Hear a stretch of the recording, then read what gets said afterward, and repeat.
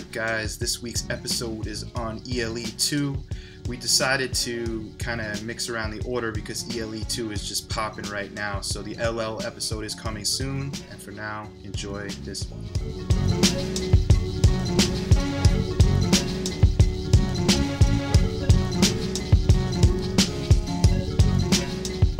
Right, welcome back everybody. Welcome to the Theraplizards podcast, the only show where two Jews and a Guyanese dude talk about hip hop. Guys, in our last episode, I gave the listeners a peek behind the curtain of the wheels that are really turning for us in our lives. Major things are happening. I disclosed that this unnamed studio exec threatened to have us shut down. He saw what we have. He saw that we're onto something here. 3 dudes talking about hip-hop. A mind-blowing idea. The world's never seen it. Never. Ever. But I want to let you know. He threatened us. He said he's going to get I disclosed this in the previous episode. He said he's going to get the 2 most famous Jews and the most famous Guyanese man to talk about hip-hop, right? Get this. He called me the other day. He threw in the towel. He said, I tried it. I got the most famous Jews in the world. I got the most famous Guyanese man in the world. He told me who they are, but I can't say their names on the show because we'll get sued. But they recorded a sample episode, and it sucked majorly, okay? They couldn't get Shimon Peres. Exactly. They couldn't get him. You know why? I don't know who that is. He was the former president of Israel. Oh, I should know that. At any rate, he threw in the towel. He said, the world is yours. I'm just living in it. So, watch out, world. We will be, within a year's time, the biggest podcast in the world. Joe Rogan is going to want to come on our show. Okay? I'm into it. At any rate, what measure? Hold on. What metric are we tracking to here? Is it... No, it's like ABC, #1 night on television. Yeah. That type of, the #1 comedy night. Yeah. Thursdays are the number one. Number of eyeballs. Well, I just think I'm just bullshitting, talking out of my ass. I'm just trying to keep people entertained.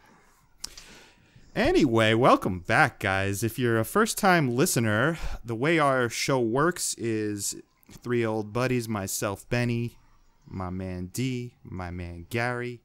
Each week, one of us picks an album that we love. It is almost always hip-hop music because that's in the Venn diagram of our musical tastes, that's the cross-section that we all have a passion for. It's normally hip-hop. So each week, one of us will pick an album and we'll listen to it, and we'll come back and find everything we love and appreciate about it. And the beauty of this show is we're not really stuck to one era, right? We've gone as far back as the mid-'80s, and today we're going to do the newest album we've ever appreciated. Gary picked Busta Rhymes' new album, Extinction Level Event. Let's get real. We all picked this thing. We were all excited to jump right into this. Yes, sir. Holy motherfucking shit. This album. Unbelievable. Gary, let's talk about it, man. Yeah. I would you agree that Busta Rhymes and the love that we all have of Busta Rhymes is like one of the ingredients in the cement that has kept our friendship and our brotherhood together since 7th grade? For sure, because I think Busta Rhymes and the characters that he makes in his music and just the raunchy, messy, hilarious stuff kind of is the backbone of our shared sense of humor in a lot of ways, right? Like it's that flavor I think has been core to this little recipe. 100%, man. 100%. D, I remember as early, so like you and I, we had that one year where I hated Gary and our friend Alex And I was only friends with you, and I was like, yo, don't hang out with those kids. They're mad weird. But like, yeah, whatever. We're boomeranging back to that. We're slowly boomeranging back to that.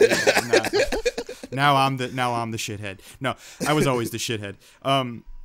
No, but in seventh grade was a weird time for me. But by eighth grade, we all were really thoroughly connected. And I just remember I remember talking at length with you guys about When Disaster Strikes, about Busta Rhymes. I remember when ELE, the first one, came out in eighth grade. So D, what I'm gonna ask you is what does this? Let me rephrase. What does this mean to you, right? ELE 2, when it was announced 800 years ago, how did you feel? I mean, I felt the same way probably that you guys did. Just extremely excited over. I mean, look. Here's the thing about sequels, right? Like, as much as we all say we hate sequels, and the sequels are almost never as good as the original. When we see a sequel announcement for a movie that we all fucking love, we all get a modicum of excitement. Now, whether or not the excitement goes away after a few minutes, after you realize, oh, this might be stupid, doesn't matter. You still get that inkling of oh my god, I'm excited for this. This is like a continuation of something I love, and that's the feeling I had. It never went away. Even though it kept getting delayed and kept getting delayed, the feeling still never went away. I was still just as excited as I was when they first announced it as I was the day it came out. And I mean, we'll get into it, but the shit fucking delivered, bro. Man, you nailed it, D. Sequels, right, have the potential to be incredible, but all too often are a disappointment, right? I'm talking movies. I'm talking about when. It's a trend of the past decade, I'd say, of rappers to say, oh, my best album, my most successful album, the album that resonated the most in the 90s, part 2, right? This is not an exclusive thing to Busta Rhymes. It's almost every classic rapper has done it. Some great ones have been Cuban Links Part 2 by Raekwon. Jay-Z had the few Blackout albums that are amazing. Yeah. Blueprint, Oh, sorry, Blueprint. I apologize, not Blackout, right? Blueprint. Blueprint. Yeah, Blueprint has 3 different versions. Yeah, it's dope. In My Lifetime has 2 different versions. But he's mastered it. Not everyone's Jay-Z, right. Right. There's been enough albums that are whatever album part 2. And I'm not gonna, name names, but I'm going, man, why did you put that stamp on it? This has A, nothing to do with that previous album, and B, it doesn't even come close to what you were doing when that first album came out. You know what I mean? So I had a healthy fear. I hold the first 4 Busta Rhymes albums in such high regard in my heart. They are like a part of a security blanket to me. Whenever I'm man, fuck this new shit or whatever I hear on the radio, I'm but Busta Rhymes came out with The Coming, with When Disaster Strikes, with ELE, and with Anarchy. And these albums are fucking incredible. You know what I mean? So when he announced ELE 2, what was it, 8 years ago? 2011, I think he was working on it. Maybe more. Again, I think it was longer. I can't remember. My memory is skewing and telling me that he announced it back when we were still in high school. I know that's wrong. I know it was more recent than that. But yeah, it's been a while. It's been a long fucking time. Is the point? Nate just pointed out that this is the 3rd Busta Rhymes album that we're talking about in the history of this short project. Yeah, it goes to show you how impactful this dude is to our lives. It's crazy. And, it's it's kind of wild. I think we were all in a sense here we are. Fast forward 20 years since some of these classic albums came out that Ben just mentioned, and we're grown-ups, right? We've seen some of what the world is and are no longer as naive as when we were young. So I think I personally, I don't know if you guys can relate, but as an adult, I'm teetering on disenchantment, right? Teetering right around this point. There's a crazy political situation going on in our country, and things might not go in a positive direction, and artists generally, when they release work that's 20 years after their most well-known and successful work, what can you really what do you usually expect? It's all right, well, let's get some more play out of something, a project that's essentially wrapped up. But man, was I glad listening to this album and seeing the quality that Busta Rhymes is putting out. There's actually, I realized listening to this, there's a difference between the many tracks that Busta Rhymes puts out in between albums. He's a guest musician on a lot of other albums, right? He does it a lot, and I think that's like, I don't know. I think he's practicing. He's getting his exercise, right, so to speak. He's staying really sharp, and he's developing a style. Bro. Right, but he doesn't just compile a bunch of disparate like ideas and throw them on a record, right? He was really deliberate and waited 8 years, whatever it was, to put together a cohesive record that stands up with his other work or exceeds it in some ways. It's kind of wild. It really it pulled me off the brink, this thing. I'm glad it did, Gary. We need you here, man. Yeah, man, it wasn't that kind of brink, but like you know what I'm saying, right? Like when you're young, it's easy to be impressed, right? When we were first listening to When Disaster Strikes to ELE, it's like, oh, this is all magical and new and different, and it's there's a lot more that might be considered brilliant by like younger versions of like. Yeah. As our brains get more complex, we expect more complex shit out of our everything, including our art. So that makes total sense. But I will say this: I did listen because I have, if you can see in the background, I do have the original ELE in vinyl, and I listened to it once just this week while I was, in the middle or in between my ELE 2 listens, and this shit holds up, man. Like it's still just as impressive. Gary, I agree with what you're saying for the most part, but in the case of ELE, it was already on some fucking next level shit. Now the difference is with this is that Busta kind of goes into his grown man shit a lot more on this because it's a grown ass man. He's 50 years old. Like he's gonna rap 48. About shit that 50-year-olds. Yeah, he's 50, 48, 52, whatever. But my point is, like, he's not like, he has a track with Anderson .Paak and a track with Kendrick Lamar, who like, two like the biggest, young rappers out there. But like, he's still like, he's still not going back to or like saying or doing anything that like, Busta in 1998 or 1999 would have been saying. Like he's like, there's an entire track on here about, taking care of his kids, and like, it's like you wouldn't have heard that. Not saying that that's not what Busta Rhymes would have been thinking about in the 90s, like in his personal life, but he wasn't rapping about that shit, and now he is, like, and it's great, That's right. Well, it's interesting that you see.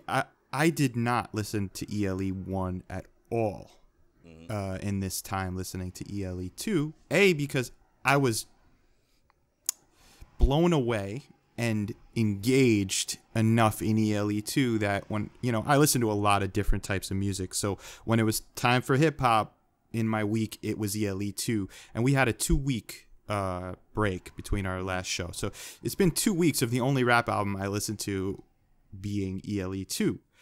Because I really wanted to be engulfed in this into this energy that Busta Rhymes put forth, So Dion, I gotta ask, in listening to ELE 1 and then listening to ELE 2, does it feel like a continuation, and B, does it hold true to the energy and the experience of ELE 1?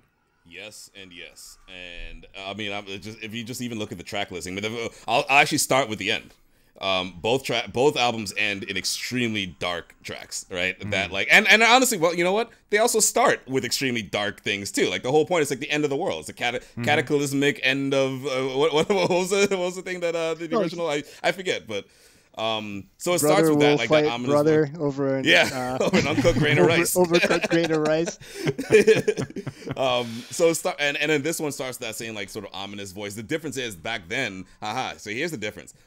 ELE 1 was talking about a metaphorical like sort of end of the world and like evil things going on or whatever. This shit, whenever they talk about like the sort of dark ominous things, they're talking about shit that's actually going on, like the reality of the dark nature of what's happening in 2020 and in recent years. So that's actually the big difference. So what I was saying, how that's right, Dion. That song's satanic, right? To your point, exactly. Right? He says, "They say the world about to end, right?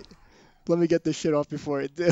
Yeah, exactly. And like I don't think he's being that metaphoric this time. is the difference. And if you remember, the first ELE ends with a song called "Burial Song," which is about fucking Burial song. Like, what more do you want? So both end on those like sort of like, and actually both have like those kind of like funeral church vibes to them. Like, you know, it's the theme, you know, they both start dark and end dark, which means that if you listen to ELE 1 and then listening to ELE 2, you're gonna end with Satanic and then start with that dark intro. I'm sorry, you're gonna end with Burial Song and then start with the sort of dark intro in this, and it does weave in and out.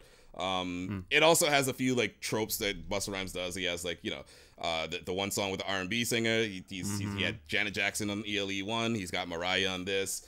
A fitting sequel to the Mariah "Baby If You Give It to Me." Exactly, which was not from this. That was from song. That was a dope song.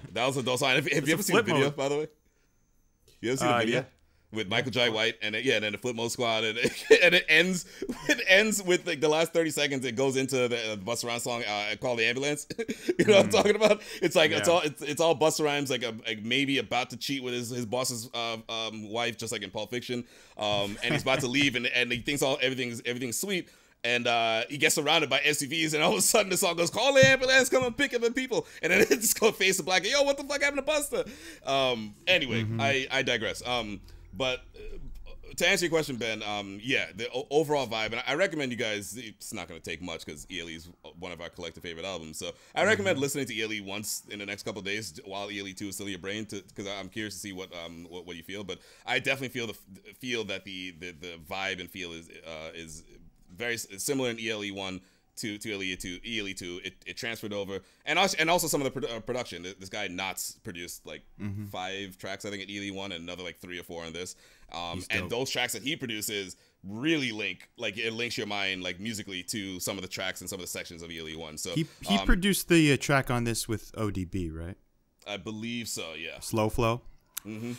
So let me look right now. I'd like to piggyback off you, D. What I was saying before is I had trepidation, right? Announcing ELE 2 is like announcing Star Wars Episode 7 to me, which I am, unlike a lot of people, I'm a fan of the Disney Star Wars era. It's not my favorite shit in the world, but I'm a satisfied customer. But I was very scared when they announced it, because you're fucking with my childhood here. You know, you're playing with my emotions. If it sucks, I'm gonna say, why did you sully the name of ELE, right? Because it's a near perfect album. It's one of my favorite albums in any genre of music. We haven't discussed it on the show because I think Gary picked When Disaster Strikes, which is just another one of my favorites by Busta. But at any rate, ELE is just this. I consider it a masterpiece. It's a masterwork of 90s hip hop. It was like Busta Rhymes Dragon evolved into like God mode Dragon, like literally the eyes, like just to God style, you know, straight up. Like I think it's him at his most elevated champion of the world status Busta Rhymes you'll ever get. I don't know if we'll ever get that again, but it's just a special moment in time. ELE 1. So ELE 2, I was scared. What I will say, after all these years and all these announced dates that it didn't drop, you know what I mean? And I was getting more and more scared. And then it finally, Chris Rock, that video, you can't fuck with Busta Rhymes. Which is how the album ends, too. With that funeral march by Chopin. Yep. I got really excited. One thing I did tell myself was, if Busta Rhymes, this man who is such a perfectionist, right, hasn't released an album since the Year of the Dragon in 2012? Is that when it came out? Something like that. Hasn't released an album in so long. If he is confident enough in this thing, then I'm going to have some hope. I put it on in the morning, right? We shared about this on our preview video that we released on YouTube. I put it on first thing in the morning. Normally I listen to like Grateful Dead, Bob Dylan, something mellow to like get me started on a peaceful journey through my hectic workday, right? I put this shit on, and I was clutching my steering wheel tightly and going like rocking back and forth, and just like ready for war. And it blew me away, exceeded all expectations, and completely deserves those 3 letters, ELE, right? Mm-hmm. He did the property proud. He did not fuck up. And it's easy to fuck up a sequel, right? I'm not saying it's easy.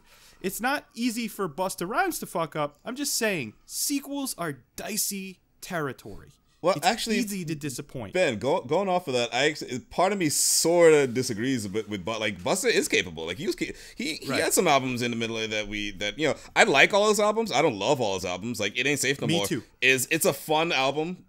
But it doesn't have many, like, it has got a lot of bangers, but it doesn't have many like, if you're like a true fan of like lyricism and everything like that, like that, there's some albums in there that didn't really do it for you, or do it for me, and I don't think did it for you guys either. And I think what you're saying, like you were saying, like, oh, like Busta Rhymes is really capable. I think he is. Like, this easily could have been one of those kinds of albums, Well, he clearly spent time thinking about it, right? He thought about, what do I want in an album, and it was not an easy answer. I think that he was ready to release this thing several times and chose not to do it. And in fact, right after releasing it, not 2 weeks later, there is like an addendum, right? Because I think he was thinking about the track list so carefully, and he thought, you know what, this completes it, right? Just like any artist would. It's not just a collection of songs. I really appreciate that. I see the time that he put into it now. Let's talk about that addendum. It's called the Reloaded, the reloaded version of this album. It has, a backlog. What is it? 5, 6 songs, something like that. And I believe, if I'm not mistaken, this is just my guess. I know at least one of them was supposed to be on the album. Calm Down. Yeah, with Eminem. Which is, I wish personally, was on the album. I think the only reason it was not included on this album is because it was released so long ago, and I don't think he wanted. It's like a 4-year-old song at this point, right? It was this album was supposed to come out about 4 or 5 years ago, right. and that was that was a teaser song for it. And then because Busta Rhymes runs his own label and he doesn't answer to fucking nobody, he's like, you know what? I'm not done. Have Calm Down, enjoy it. That's the song featuring Eminem, which I love. I think it's incredible. But you know what? I'm gonna go back to work. That's what Busta Rhymes did. So I think a lot of these songs were probably maybe in previous sessions for the album. That's my guess. I like those songs. Sometimes, my head. I'm surprised by that, Ben. Pleasantly surprised by that you like those additional songs. A few of them, I do. Not all of them, but a few. Well, Calm Down, obviously. Calm Down is really. I think we're talking about we're talking about aside from Calm Down, right? Okay. So I didn't love them. Sorry, but Calm Down. Calm Down's enough for me to be like, oh my god, I wish this was on the album. And in fact, if I'm not Busta Rhymes, I'm not on his team, of putting out music. I'm on Team Busta. I love him, but you know what I mean. Yeah. I would have replaced one of those songs on the album with Calm Down. Which one? You guys could you can't Yeah, you have to get Gary. You ever thought? Let me see. I know exactly which one Ben is talking about. It's the one with Vibes Cartel. No. Oh, I thought you were gonna say Rick Ross. The one with Rick Ross. Nope. Really? Either one. The one that I don't even remember the title, but it's a trap. No, I love Boomp. It's a trap beat, and he's rhyming in trap. It's trying. Is it you? With you? That's one of my favorite songs of the album. Yeah, with Anderson .Paak. I love you. I love you. Yeah, I love you too. I love you. No, it is. Yeah, I'm curious now because I think there's definitely a couple of like trap type songs in this, but which one are you talking about? Oh no. Oh no. Oh, okay. I love that fucking song. Yeah. Well, the reason here's my only thing, right? Do I hate it? No.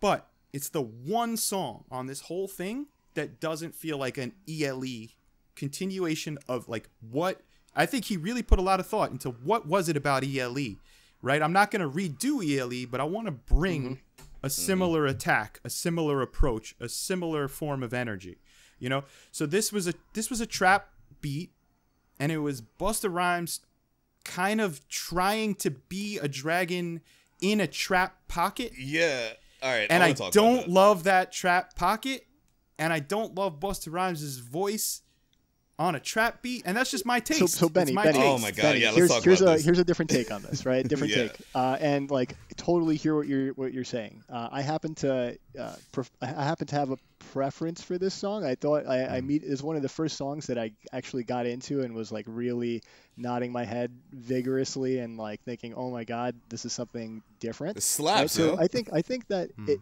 So here's my pet theory here, right? With no worries. Here's my pet theory here with Busta and an album. He's like a chef, and in fact, he always uses metaphors like he's like a chef. He's dishing out some ill shit, whatever, right? Always serving up something like amazing, right? Something rare. So he's like a chef. What does a chef do with a meal? Plans the entire experience of the meal, from how the texture is to what's served first to what comes later to some weird flavor that's like a highlight that makes you fucking think, right? To the temperature of the food. So you got your dips, you got your squats, you got your dips. So anyway, I think with this song, it's kind of like a taste of the next chapter of what Busta Rhymes' sound might sound like. Maybe it's not the sound that you like, and maybe it's a sound that he'll abandon. But this was an experiment in the evolution of Busta Rhymes, the Dragon. I thought that was really cool. I heard the Dragon right away, but it did not sound like any previous generation. That's why I thought, okay, this is not just like a bunch of songs slapped together. Busta Rhymes is giving us something that he deliberately crafted as something new that took him fucking ages to do, but he gave it to us.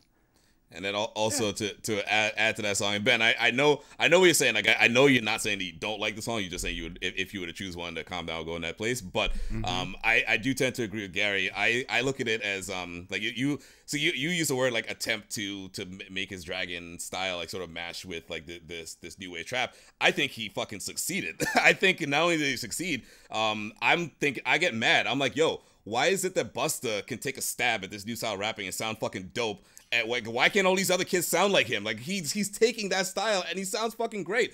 I think like he's taking a flow that usually like you hear otherwise whack or the very best mediocre MCs have. Like again, like this sort of like SoundCloud trap nature, whatever. But somehow his shit is fire. I think Busta, he's like the rap King Midas. Like anything he touches has the ability to turn to gold. Like he touches this like otherwise like shitty, quote unquote shitty rhyme scheme and flow, and he makes it work for him. So like I respect your opinion. I just disagree. I think that he takes that trap style and just it's great. I love this song. I did. Also, is that I couldn't tell. Is that Waka Flocka that actually was on the chorus with him saying his name? He wasn't listed, so I'm not sure. Right. You know? I met Waka once. What was it like? I did shots with him in Vegas at my table. It was like 4 or 5 years ago. He like did a club concert.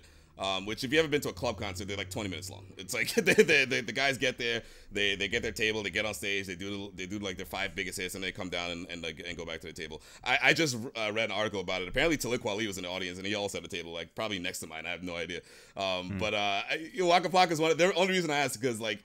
He's himself. He's got his own style. Let's just put it that way. But I kind of like it. That's why I was a little excited. Like when I heard, like the first time I listened to this album before I like paid attention to the track listing, I kept hearing Busta say Waka Flocka, and I was like, oh shit, yo, is that Waka on this? Again, I don't think he actually is, but I'm digressing a little bit. I just got a little geeked out. But but he's another example of that, like sort of like new trap style that I like it, but it's not great. But I like it. But Busta makes it fucking work. That's my point. Can I have my again? Please. This is music appreciation here, so we're gonna keep this my rebuttal short. But I just want to add one thing to my point on why I didn't love that song. Okay, why that song didn't really jive with me on this album. Busta Rhymes is one of those people. He is a kindred spirit with Old Dirty Bastard in that, I mean, there is no father to his style. Right. Busta Rhymes has repeatedly, yes, he's the rare exception who has literally had a smash hit in every decade that he's been involved in music, more than one smash hit, and he's always remained relevant, doing his own thing. Right? So hearing Busta adapt the trap flow, and there are these certain flows, right? Where now all of a sudden, not all of a sudden, but in the past decade, it's become acceptable to sound like everybody else. So he's taking patterns that other people invented, and he's doing it in his dragonish, excellent technical wizard way, but he's taking pockets that aren't his. And it's the first time I was like, wow, Busta is not, like, there is a father to this. This is Busta in some way, shape, or form trying to ride a wave. And I didn't love that. Because he always made the waves. He was always this unfuckwithable, original, like, no one sounds like him. He doesn't sound like anybody else. I've never heard Busta Rhymes before this, and I'm going, oh, he's doing that thing. He's following that trend. I kind of so have, that. I kind of have. Like, again, going back to, like, it ain't safe no more. He did that a bunch of times. Even that song with Mariah Carey, him going into, like, doing, like, the singing and everything. That wasn't Busta. Like, that wasn't his thing, but he did it. Like, so I hear what you're saying, Ben. I just think he's done it before. So, like, it's not. This fair enough. The singing he pulls off really well, right?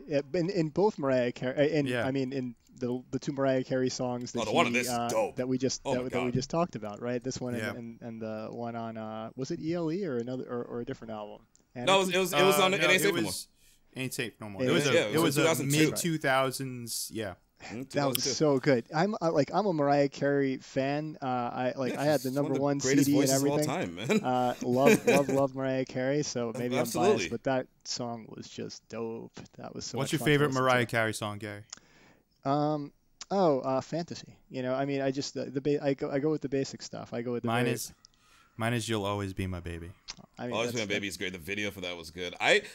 You know what's funny? on. Yeah, exactly. I think that actually might be my answer. I also song, yeah, I was gonna say the Christmas song, man. The Christmas, it's so good. Like it's so good. Like, you know, it gets played out within like 3 hours of every Christmas fucking market every year, or every time the the holiday season pops up. But it's still great. Like, you know, it's a great moment in a great movie. Mean Girls, like, it's good. It was sad, man. So to me, this was a sequel to ELE in a lot of ways, and like in some like crazy, like striking ways that were obviously deliberate. You guys notice that there's some call and response lines between the two albums? I found one. I'm sure there are more. So not between ELE, but between another album. I'll talk about that after you're done here. But I'm curious. What do you got? What do you got? So all right, ELE, right? In the song Extinction Level Event, he says, "Throw your shit down, get on the floor. I'm that outlaw, brother, living right next door." Right? Mm-hmm. And ELE 2, he has the same cadence, same flow. What album? What song did he do that on? This is Strap Yourself Down. He also says, "Kick you in the gut and make you want to doo-doo." On that song. That's like the greatest thing. Yeah. That's fucking sick. I didn't realize that. What I did notice was from as we're on that topic, on Don't Go with Q-Tip. There's an entire section. I mean, yeah. Well, can we talk about that song real quick? Are you going to talk about his first verse, his Busta? Because Busta's verse is straight up. It follows the same rhyme scheme. Yeah, it's a war tour. Q-Tip's verse on a war tour. Exactly. Lyrically, I'm Mario and Jetty on the Momo. Ludicrously speedy or infectious with the slow-mo. What does he say? He goes, lyrically, I'm undefeatable, respect the logo. Stupid if you're thinking you could test me, that's a no-no. Effective with the hits, especially when I went solo, and aggressive with the split. I think you niggas know the caper. Nah, let's take the shit back to the real side. That shit you could really feel right. Like that whole thing, that's all a war tour. Yeah. And he's injecting his own thing. He did the same thing in I didn't know. On the first Abstract and the Dragon. What was it? What was the song? What was the song on the first Abstract and Dragon that was a tribe song that he's always wanted to rhyme over the shit? Oh my God! It was Oh My God, wasn't it? No. It was the one that samples Oh My God at the end of Midnight Marauders. Right.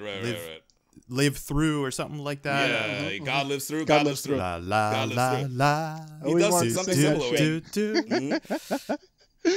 Oh, that's amazing, Dion. That made my day. That's awesome. It's fucking sick. Gary, you didn't catch that shit? No, I didn't. I mean, oh my God.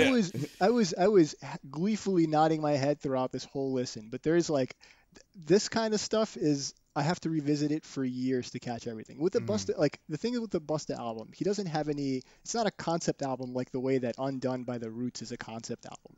There are so many how did we describe it on the last time we spoke about a Busta Rhymes album? It's like he has concepts that are in like 4 to 8 bars. He will have an entire concept kind of enveloped in that, and that's how you have to pick it apart, right? Like remember the song Rhymes Galore, right? Is like a classic Busta Rhymes song where he just kind of it's not really about anything except being a dinosaur of a person like wrecking everything, and it's like energetic, and he has concepts that are just for the motherfuckers silly, out there, it's a real hip hop shit. That's right. Yo, Mayday. So he has stuff on this album that's just like that. So he's got this song Czar where he says, "Bitch, I get busy like a silverback grizzly," right? Or he talks about feasting on brothers with sharp teeth, right? Just like being like a shark or a grizzly bear. It's hilarious. And I thought he did a great job in that song, Gary, of bringing back that's the dragon that I am so enamored with, right? He did a great job of bringing that dragon energy from the first few albums back into the forefront of most of these songs, including that song Czar, crazy weird beat, like dun dun dun dun dun dun dun. It's not a funky beat. It's like a monster, chomping through the streets type of beat. Yeah, it's got a big sound. It's got a big sound. Big right. and hectic. And he just does he brings that ferocious monster style back. That song's really cool. One more nitpick. Sorry guys. I'm gonna do one more nitpick and you guys are gonna hate me for this. But that song, as well as a few others, has this weird thing that I don't understand why. Maybe you can explain it to me.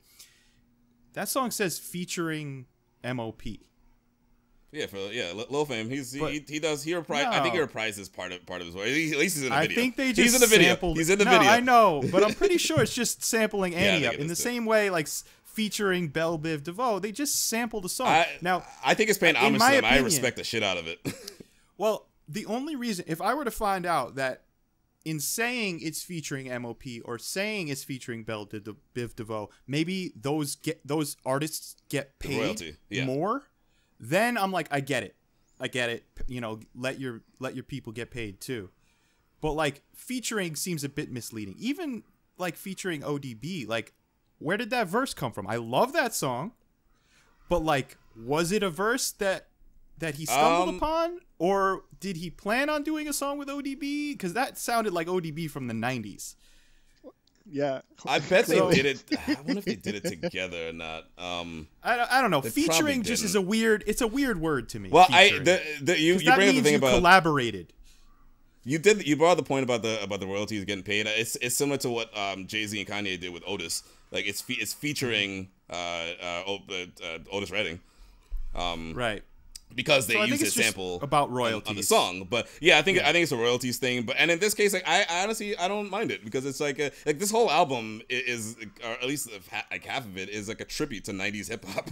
So seeing featuring Belle Biv DeVoe or featuring Q-Tip, featuring MOP, like that should. That was a real feature. The Q-Tip was a real feature. I know. That was a collaboration. I understand what you're saying. I'm just saying, like, seeing the track list and seeing these names pop up, like, it gave me nostalgia. And then when I listened to the album, I was like, oh shit, that is a sample of Annie Up, which I don't know. I don't know what how you guys feel, but I think Annie Up is one of the greatest hip hop songs of all time. One of the greatest ever. It's and so you know what? I rescind my nitpick. I just needed a give and take with you, Dion. Thank you. No, it makes sense. As per usual, you are the voice of reason in my life.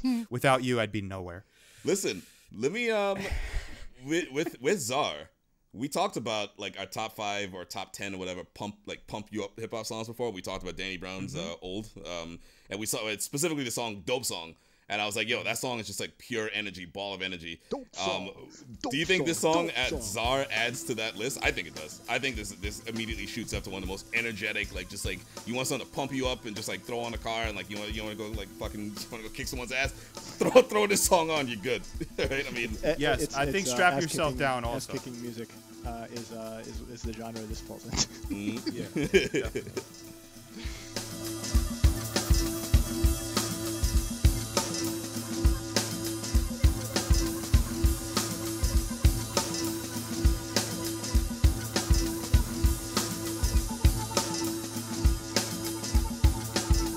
Gary kind of spoke about peeking behind the curtain. Busta Rhymes has been making his rounds right? His doing his due diligence on promoting the album, doing interviews.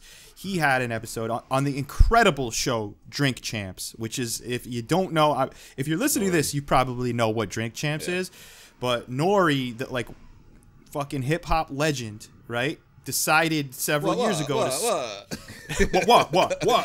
Yeah. So like he decided several years ago to start a show that celebrates hip hop legends, because hip hop is, at least, you know, the hip hop that we're familiar with, commercial hip hop, is so notoriously guilty of forgetting about the legends, right? You could still go see you could still see the Rolling Stones sell out Giant Stadium the next time they go on tour, which they probably will if they're not dead. 3 years. You know, there is a place for classic rock. There is a place for classic blues music. There is a place for jazz. But for some reason, commercial hip hop says, "Oh, that shit came out 10 years ago. It's old." The word "old" has become a derogatory term in hip hop, and it was for a long time.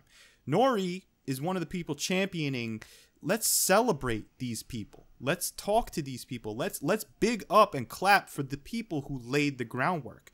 So, you know, he had Busta Rhymes on this Drink Champs episode, and it's such a interesting format. Like, they get shit-faced together. Yeah.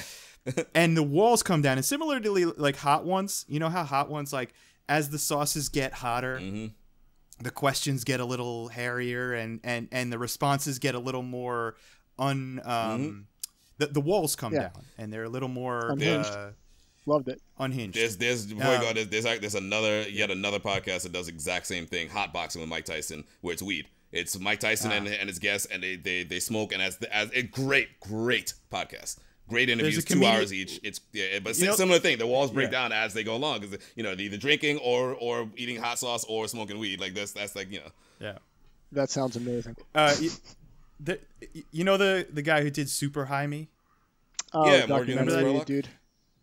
Morgan Doug Spurlock, right? something. No, Doug something. Anyway, he has a show. It's a similar show. It's called Getting Doug with High. Besides me.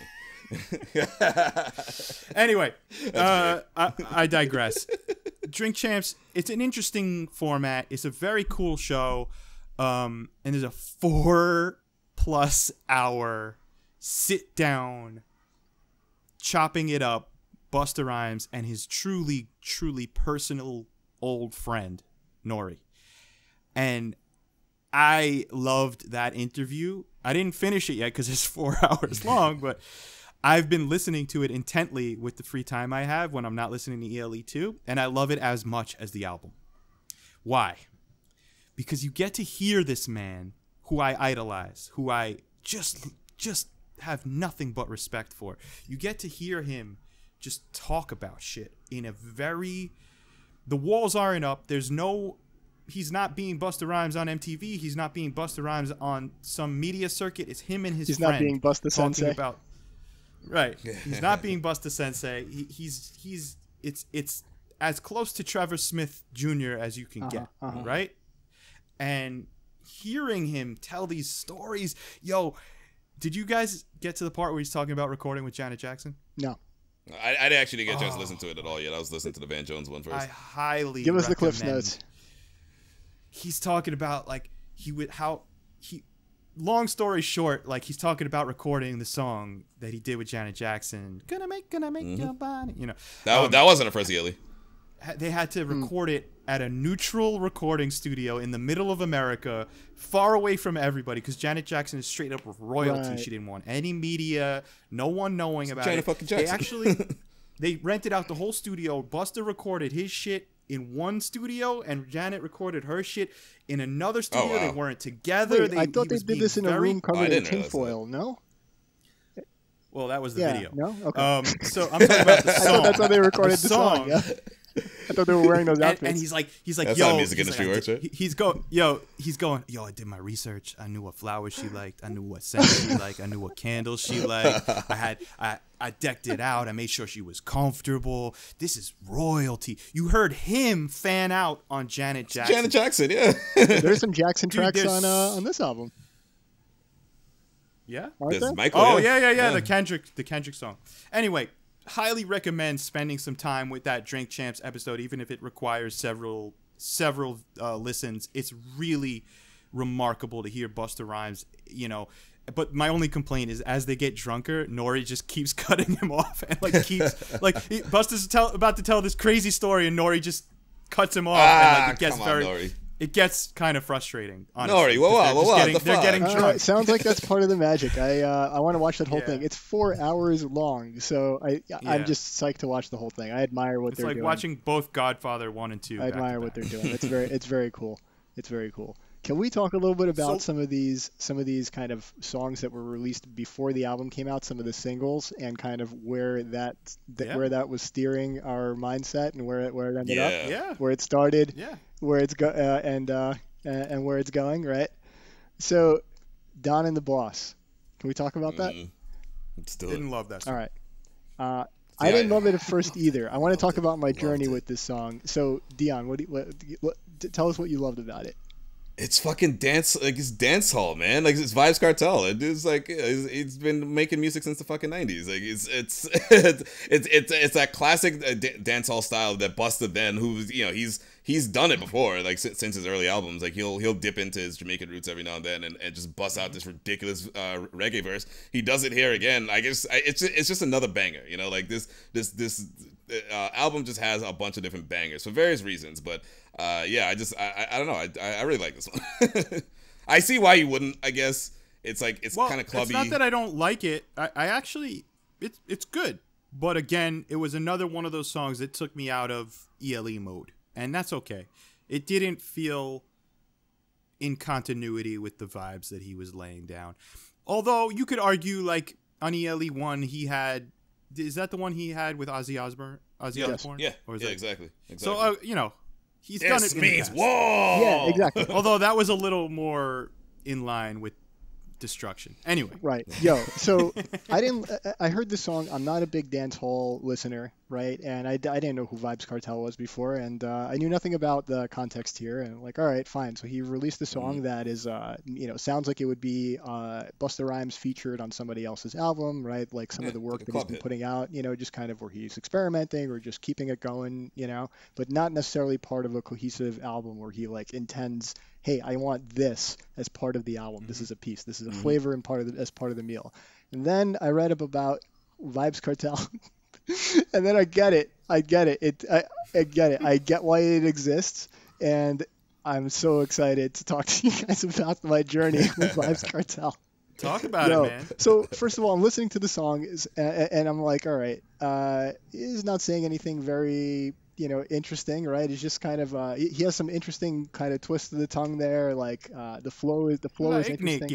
Yeah, word. And then he's just saying stuff that's kind of some obvious shit, right? Okay, I don't understand what's so special about this. But then I read that he's actually in jail for murder.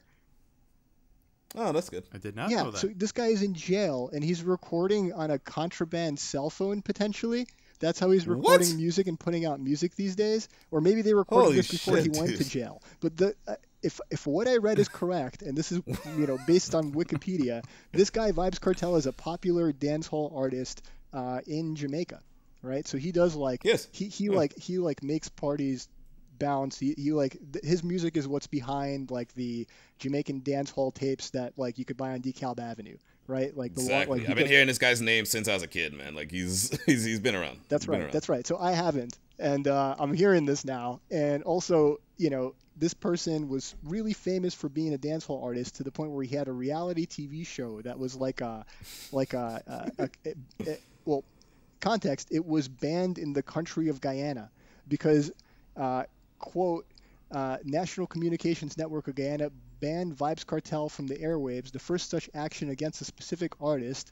Spokesperson said his music contained obscene lyrics and brought nothing positive to the entertainment industry. So this show, that's my people, Guyana. This show that was banned is a bachelor-style show where it's Vibes Cartel living in a house with 20 women who are dance hall fans, right?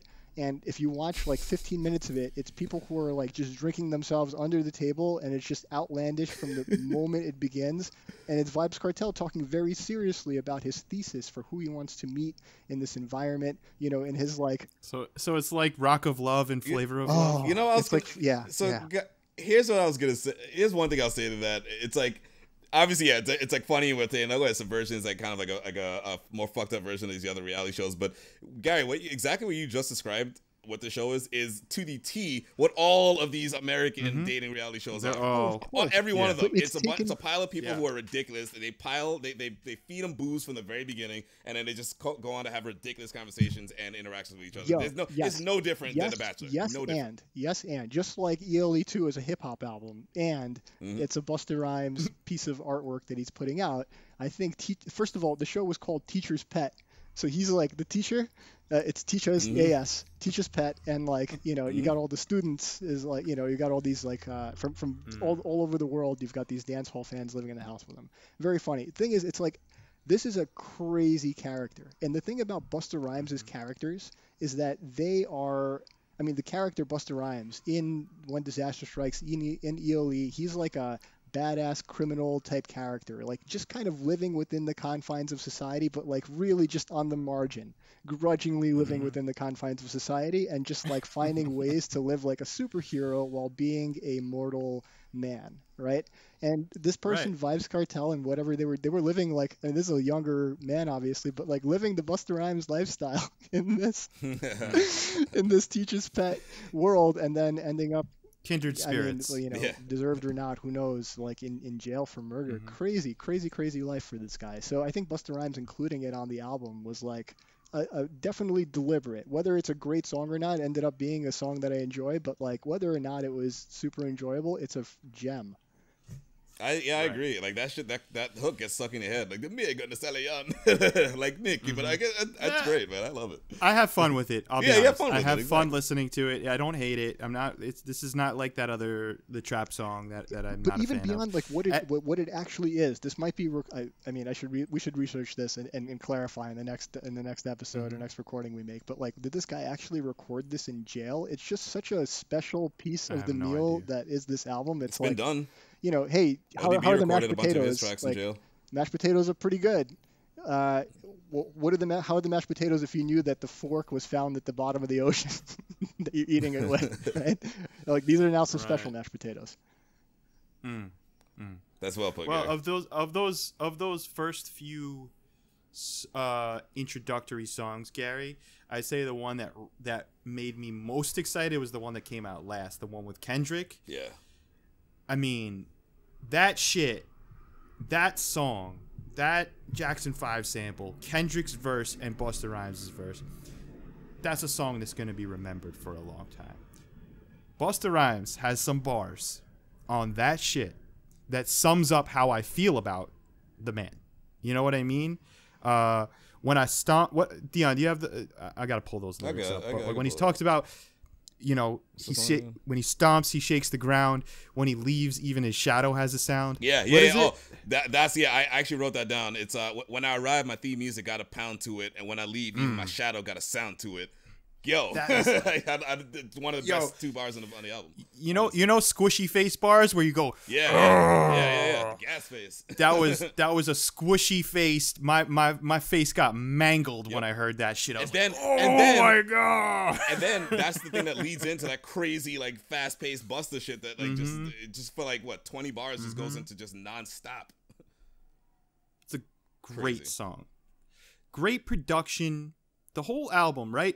It follows the themes of world destruction. The production is I want to celebrate this album. The majority of the production, it feels as though he's saying, what worked with ELE? Let me take those vibes and create new shit in that world, right? And like Boomp, one of my favorite songs on the album. That might be my favorite track, quite frankly. Boomp, Deep Thought, the Kendrick song, a few of the earlier tracks, Czar. These are the songs that I love so much. Boomp, I don't know who produced it, but the approach to it is so cool, right? It's a standard 4/4 boom baps. Okay, there you go. It's a standard funky 4/4 boom bap kick snare, right? But then you have across those bars are these long, ominous, almost horror movie synth, like stretching across those 4/4s. So it's like a long. I'm trying to explain it. So like 4/4 is 1, 2, 3, 4, 1, 2, 3. You know, it's that, and across that is this. Yeah. It's like a long sample stretched out over these bars, and it creates this really eerie, dark, ominous sound, which in itself goes into the theme of both ELE 1 and 2, like you just talked about. Yeah. It all really have those dark, sets the mood. Yeah, exactly. You know what I mean? Like, doesn't it sound almost like something you'd hear on like a Castlevania game? Or just like vampire shit, but it's like really good. And it's really a Busta Rhymes type beat also because it sounds like a video game. You notice like in Woo-Ha, in The Coming, and there were songs on this album that sound like the old Dirty Bastard song. The beat sounds like a video game. That beat is crazy. That is such a throwback, like early 2000s Busta Rhymes beat. Sure. You know what I mean? Like Busta, what it is right now, like something from that era. Just dope. That song with ODB, Slow Flow. What'd you guys think of it? I like it. I thought it was great. Like even though like, you know, obviously he didn't record this shit for the album. I still thought it was dope. I mean, it was, you know, it's like you said before, Ben. Like ODB and Busta themselves are kindred spirits. Like it only made sense for them to make music together. This would have been this is their third song together, right? They did the Woo-Ha remix, then they did I feel like they did another song. No, maybe not. I'm not sure about another song, but I do know like how like in seeing interviews in like Drink Champs, also Busta's reverence for ODB and his admiration for the genius of ODB was there. Sometimes I do have issues with posthumous samples, but this one I'm all this was for great. It. It was chilling. It worked really well, man. Like, you know, it's like that classic ODB style, that weird shit he does with his voice, like like that kind of shit that he does. Like it's chilling. Like you haven't heard that in like 15 years. My shit drop on your head like rain. Yeah. Oh my god, like it's just never gonna be anyone like him again, man. Like never, ever. But also, who would think to do that? Like, you know, that's something that they have in common in that they hear the music and they don't take the obvious choice, right? And this is something that both have a strength in vocal inflection. Totally. And not only can they do whatever they choose to do, they can execute well, but they make choices. Like, these are not dudes that pick, you know, if on a multiple choice test, they always pick, you know, they always pick the choice of none of the above, you know, all of the above. Oh. None of the above, because they're going to do some shit that is unpredictable. Yeah, they're D, right? Sure. The other thing about this song is the second verse. The second verse does the thing that like we just discussed last week, like the song "Cookies" on MF Doom, what's some other examples? But like Rock and Roll by Dion. Right, exactly. So there's it's just an homage to 90s hip hop albums where he'll use the names of the albums in context to make like, you know, new sentences. He must have listed 30 different classic albums in that verse. You notice that, Gary? I didn't. In that second verse, he literally flipped, like he used the album titles from all of these classic 90s albums as flips and as metaphors throughout the whole thing. Goes like, really cool. It's like on my paper trail, the T.I. album, to unveil and just derail the irrelevant traffic and clear the lane and deliver that illmatic while keeping you hyper and keep you ecstatic while I'm bringing shit harder, especially when it's on when it's dark. I'm a midnight marauder. Like, go back and listen to that verse again. Like, it's like Ben's right. There's probably like at least like 15, 20, 30 albums mentioned, and it's all like weaved into it's dope. He's not the first person to do this. Again, like it was just the last episode we talked about Cookies by MF Doom on Fu that does the same exact thing. But I love when Jizza does it with labels and yes. Animal Planet. Yep, exactly. It's a to me, that's like one of those things where like that's when a rapper That's like the equivalent of a bodybuilder like flexing, like going like, look at the Yeah, size yeah. of this fucking bicep. Fucking Muscle Beach. To me, when you can do a themed verse where like you're literally like you're talking about some other shit, but every one of your metaphors is following a theme. It's amazing. And to me, that's like a lyrical flex. That's like, yeah, you really can't fuck with me. Busta Rhymes is unfuckwithable. Yeah. God MC. Yeah, I think there was a track on here. I mean, some of the tracks on here were pretty damn serious. I think one of them specifically was he's out of character. He's talking just as a human being. Freedom at the end. Where he's talking about the moment we're freedom, in. yeah. You know, and that was so powerful. I mean, Busta Rhymes is just a powerful carrier of a message. He's a powerful voice behind an important message. I thought that song Gary Freedom, it was almost a continuation of so early on this album he has a song called Purge, which is like a minute and a half of just like it's the audio equivalent of the reactionary the reactionary nature to the crazy shit racial political has been going on in summer of 2020. So the Purge, if you know, it's short. It's just one verse of him just like fire, just like again, it's like he's vocally rioting. Freedom is almost continuation. It's like, all right, that was a reaction, the raw reaction to all the shit's going on. Here we're gonna explain why we're angry about what's going on. That's the difference. So I feel like Purge and Freedom. I'm not saying that they should have been next to each other. In fact, I like that the first few tracks on the album is Purge. You listen to most of it, and then when you get towards the end, then it brings you back to that sort of grounded message of freedom. But they're definitely connected. I think I would think that like if he said that Purge was like part 1 of 2 and Freedom was part 2 of 2 of like the same thing, I would believe it. Again, completely different songs, but I feel like the message is basically the same and just telling different versions of the same message, right?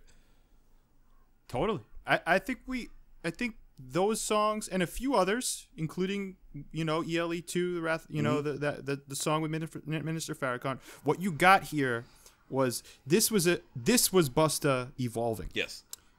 I don't really. I'm not over. Like, I'll be completely honest. I am not overly familiar with anything after Genesis. I've heard him. I've heard them all because I'm a huge Busta Rhymes fan, but none of them really impacted me or resonated with me the way his first 4 albums did. But this is the first time I've heard Busta peel back the curtain.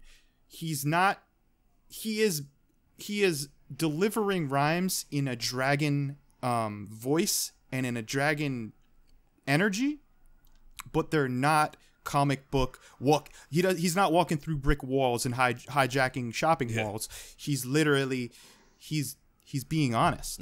And how he feels. Song Deep Thought, for instance. I thought that was such a big lyrical evolution. Stream of for consciousness, just I great. never heard him make a song like that, where he's talking about chilling with his woman but unable to really connect. It's a real he's shit. Thinking about all this shit. He's talking about Chris Lighty in that, his dear friend, like 8 years ago. Violator, that whole Violator team. Chris Lighty was the fucking man in so many people's lives, and Busta has continuously championed that he doesn't think he killed himself, that he believes there's something deeper that they're not uprooting, and in that stream of consciousness of where his mind's going, he's thinking about his boy and what was unresolved. His father too. Like, he's not naming names, but such a crazy song. I never heard. We're talking how many years since fucking. I'm bad at math. Coming? But no, since 1991. Oh, since 29 years.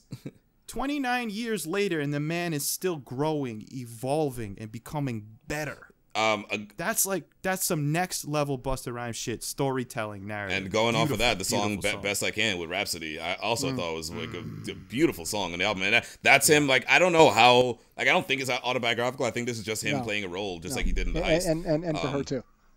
Yeah, exactly. They're both playing different roles. Yeah, of two like sort of embattled parents, but like there's something about the reality of what they're talking about. They're not, it's like nothing in this song is like fantastical. Like every situation they're rapping about is realistic. It's like it's her basically being like, yeah, you know, I'm sorry, I was so like, you know, I basically been a bitch to you about our son, but you really are a good father. You provided, you know, this that and the third. And then Busta in his, like, he's in his verse going into it too, basically being like, yeah, I just want to provide for my son. I want to make sure that like he treats women correctly. Like, and like we said earlier, you know, I'm not saying that Busta's mindset necessarily changed. Like, I'm sure he's similar to the way he was back in the 90s in terms of like, you know, having this kind of respect and being an adult, but he's conveying it in his music more now than he did before. But the detail that got to me on the second or third listen is that one character, Rhapsody's character, is saying, you know, all this introspective stuff like, yeah, I realized that I was wrong and I should have done things differently. Busta's like, yeah, you're wrong. You were wrong. You really messed up. I you know, if I weren't such a nice guy. Yeah. That's what I'm talking about. Like, that's reality. Yeah. Like, if this was, all right, even within the context of this song, like a traditional song, Busta would have come back and be like, yeah, like his verse would have been more like, yeah, yo, you were right. Like, you are great too, blah, blah, blah. But no, he's like being like, so what a bitter, like sort of broken up or divorced dad probably has. It's like, yeah, okay, I recognize that you're saying that, but you know, you still fucked me over, so I'm not ready to forgive you just yet. Like, it's I liked it. I like the way he did this story. He did it in a more sort of grounded way than he could have, you know? Guys, before we wrap it up and give our final thoughts, I gotta ask our man, our producer extraordinaire, Nate. You're with us. You have. I know you listened along with us. This time. You got any experience with the album you want to share? What'd you think of it, man? No. Nate's not a rap snitch, Kanish. We're gonna add in like some cartoony voice. I don't want to share. Okay. No worries, Nate. One day. We love you, buddy. So you guys want to do last licks? Is there anything? Here's what I will say. Any burning desire, anything that you really wanted to lay out on the table about this album in particular that we didn't get to? I got two quick things. One was for going back to that song, the Purge.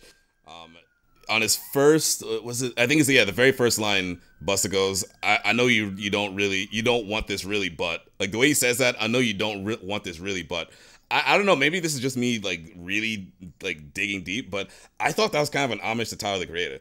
Like, that is exactly, I've never heard a rapper like Tyler has very unique like flows and rhyme schemes himself, and I've never heard anyone rap with that specific inflection outside of Tyler the Creator. And wow. I'm wondering, and I could be just completely pulling this out of thin air, but I'm wondering if Busta put that in to pay homage to these young cats, because again, like I think you might be right, Dion. I think you might be right. And he does that. I can never unhear it now. Yeah. I didn't notice, because I listen to a lot of Tyler. So like as soon as he said that, like Busta said this line, my first thought was like, that sounds like fucking Tyler. That sounds exactly like the way Tyler the Creator would come into a song. Have they ever collaborated on a track before? Is there a Busta Rhymes and Tyler track out there in the universe? No. I would love to hear them collaborate if there's any. I mean, I don't know. Maybe they don't have creative chemistry. Not everybody does. I think they would actually. I think they would be incredible. Busta Rhymes, he sends the elevator down, so to speak. You know, for younger guys all the time. Wow, Carey. You know, Carey, that's great.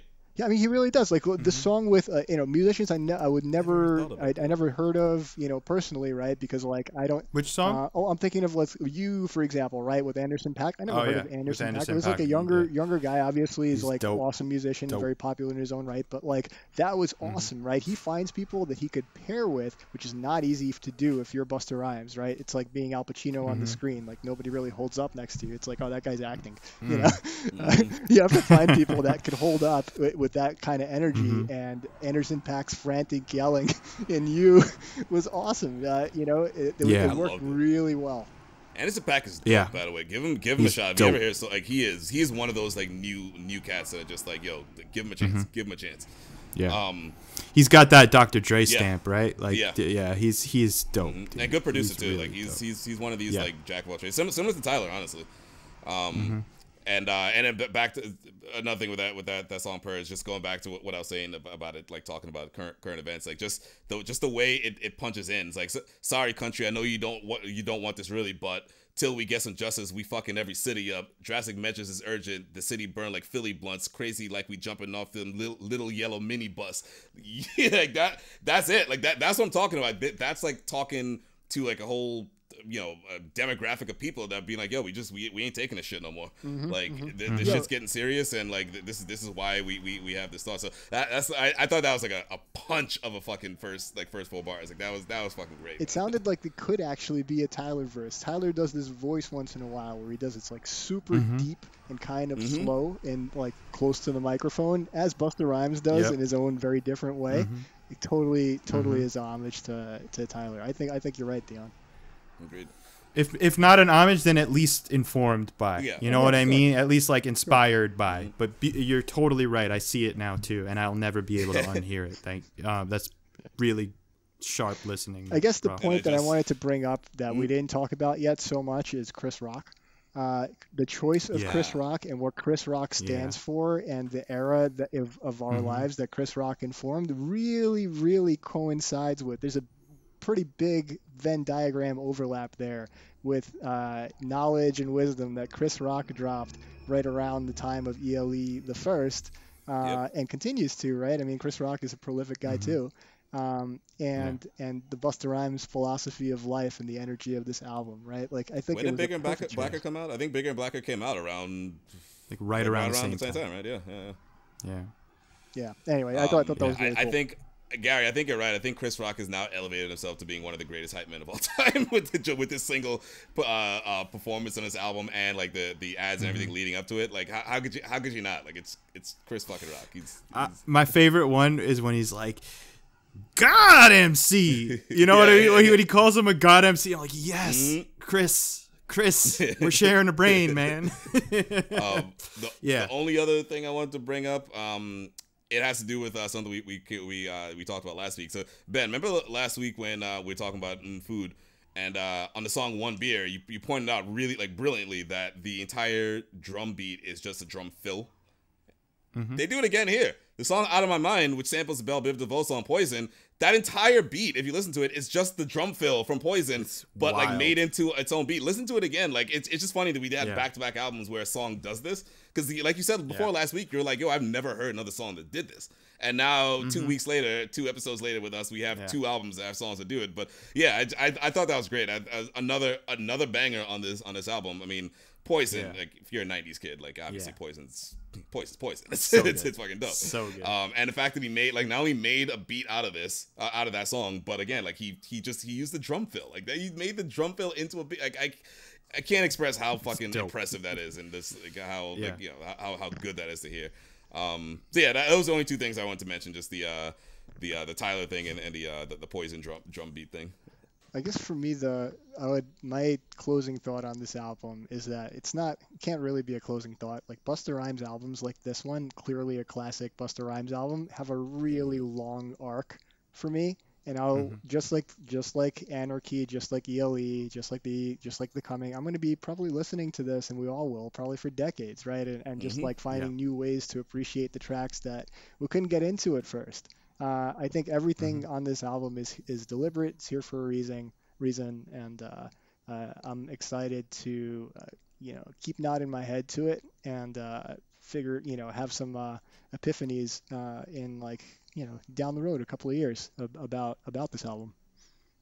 And you'll always remember by looking at the cover, because that fucking the skull with the mask on that's 2020. Like it's obviously morbid as it is. I'm not trying to make light of it, but like when we are listening to this album 10 years later, like just looking at the cover is going to immediately bring us back to not that we're probably going to need much reminder even 10 years later of 2020, but it'll immediately put you back into like sort of like what you were thinking and like what your everyday life was like in 2020, just seeing a fucking skull with a spike mask on and Busta Rhymes ELE 2 around it. Like, it is one of the best things to happen this year. It's one of the very few good things. I think a certain wedding, and this album, and maybe 1 or 2 other very important things, but generally this thing stands out. Yeah, man. So I'll take us out. I just want to say, I'm going to piggyback off what Gary just said. As a human being on Earth right now, this year fucking sucked. Okay? Fucking sucked. Some of it has sucked since the 1800s, and it's just finally being talked about. 1700s. Or, sorry, 17, whatever. You know what I mean. You know what I mean. Some of it is just the history that this fucking country was built on is finally being addressed in a powerful way. And some of it is some new fucked up shit. But this fucking year sucked. Okay? I got married, which was awesome. And Busta Rhymes ELE 2 came out, which was awesome. Okay? This is a certified 100% classic. It will be remembered by us. We will continue to listen to it. Busta Rhymes kept his unspoken promise by calling it ELE 2. What he was telling us was, I put all my faith in this album. This album is in the world, in the vicinity of possibly my greatest work ever, ELE.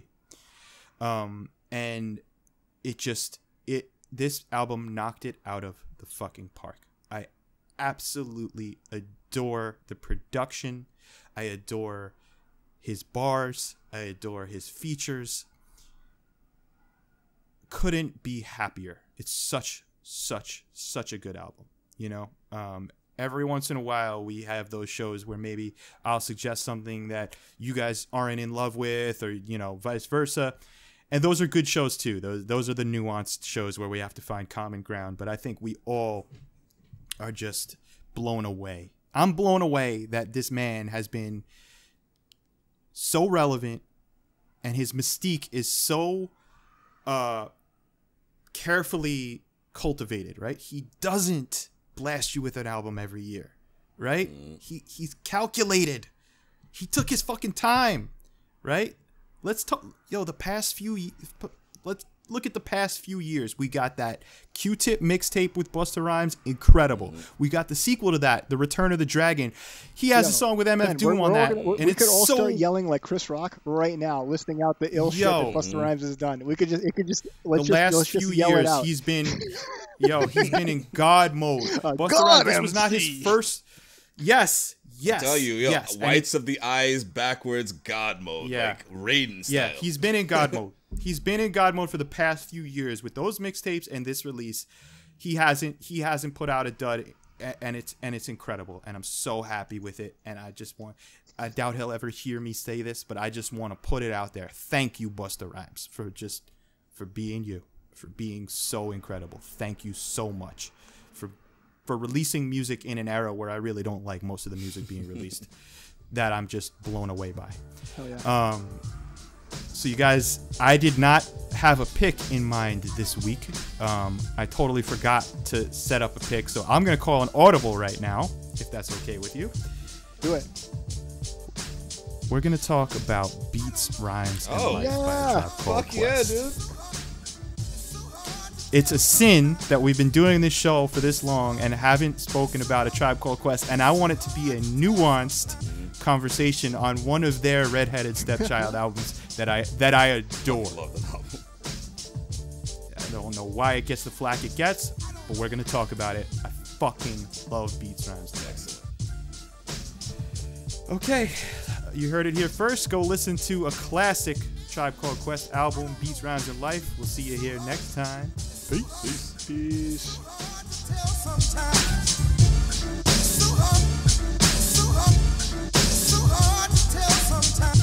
The Rap Lizards would like to thank our man Red Walrus for providing the beats and interlude music. Thank you so much, Fred. Support his music. You could find him on Bandcamp. You could download his albums. Great artist.